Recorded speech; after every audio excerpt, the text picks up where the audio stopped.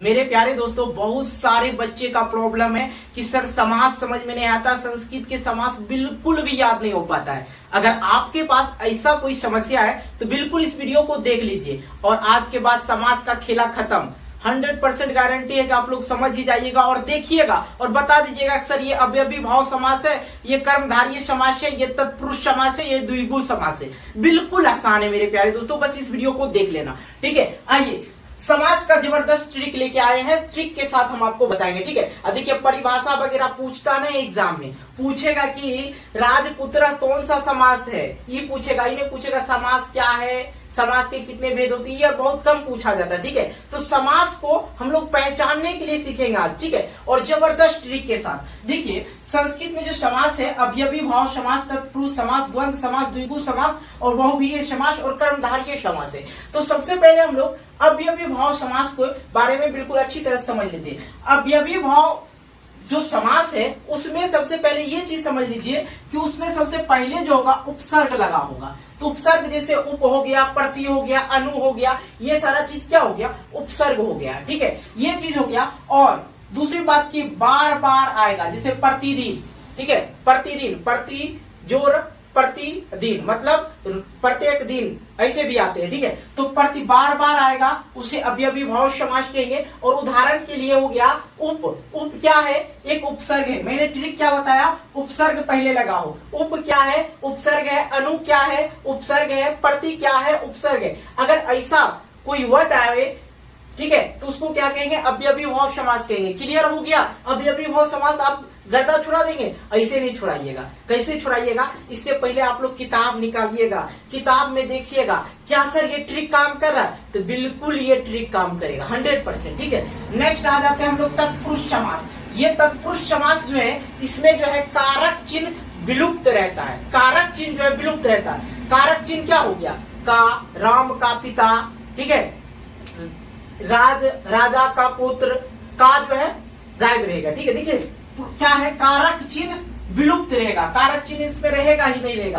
राजपुत्र, राजपुत्र मतलब राजा का पुत्र। ठीक है, राजा देश, राजा देश क्या हो जाएगा, राजा का आदेश। ठीक है, उसी तरह से आप लोग तत्पुरुष समास को पहचान लेंगे। कैसे पहचानेंगे, इसमें का वाला रहेगा, जैसे राम का पुत्र, राम का पिता, इस प्रकार का जो सेंटेंस रहता है, जैसे राजा पुत्रा, राजा देशा, इस तरह का रहेगा। ठीक है, का जो है उसमें छिपा रहेगा, इसमें दो वर्ड रहेगा। ठीक है, यहाँ देखिए राज पुत्र, ठीक है, राजा का पुत्र, ठीक है, राजा का पुत्र, सिंपल सी बात समझ लीजिए। इसमें का छिपा रहेगा, दो सेंटेंस रहेगा। ठीक है, नेक्स्ट आइए यहाँ पे, ये है द्वंद्व। इसको समझना बिल्कुल आसान है, कहीं कोई दिक्कत नहीं होगा। इसमें औकर लगा रहेगा, लास्ट में मेरे प्यारे दोस्तों औकर लगा रहेगा।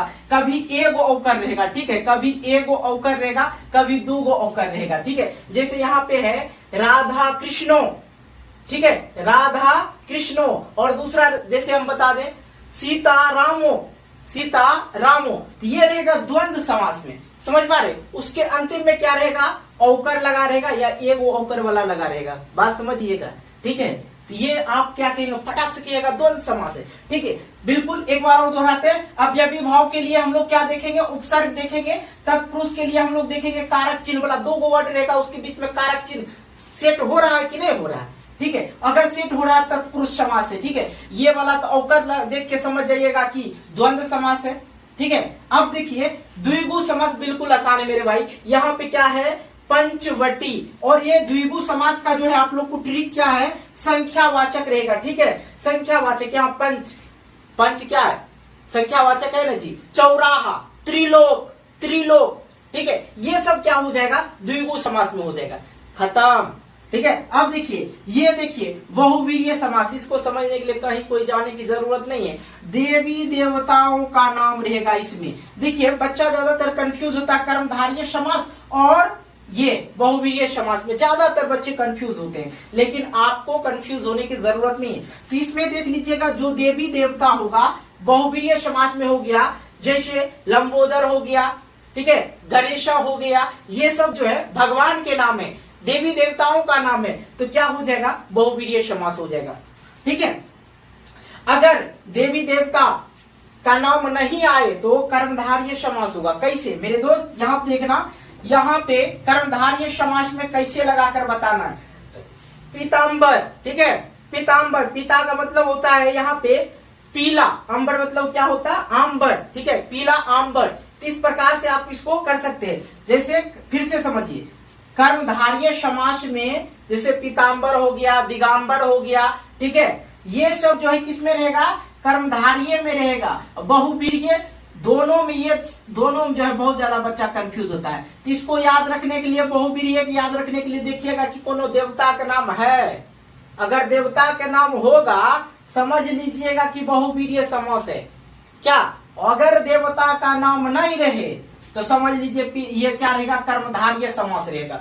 फिर से एक बार दोहराते हैं, जिसमें उपसर्ग हो वो अव्ययी भाव समास है, जिसमें कारक चिन्ह छुपा हो वो तत्पुरुष समास है, जिसमें अवकर आवे अंतिम में वह द्वंद्व समास है, और द्विगु समास के लिए हम लोग संख्यावाची देखेंगे, ठीक है। उसमें पहले ये रहेगा पंचवटी, त्रिलोक, चौराहा, ये सब क्या रहेगा, ये द्विगु समास में। और बहुवीर्य समास में भगवान का नाम जानते हैं ना, हाँ ठीक है। और भगवान का नाम नहीं मिले तो जानिएगा कर्मधारय समास है। तो यही था आपका ट्रिक, और इसके बाहर कुछ भी नहीं है, 100% गारंटी। किताब निकालिए, खोलिए और मिलाइए, ये ट्रिक काम करेगा 100%। अगर काम करेगा तो वीडियो को अभी ही लाइक कीजिए और दोस्तों के साथ शेयर कर दीजिए।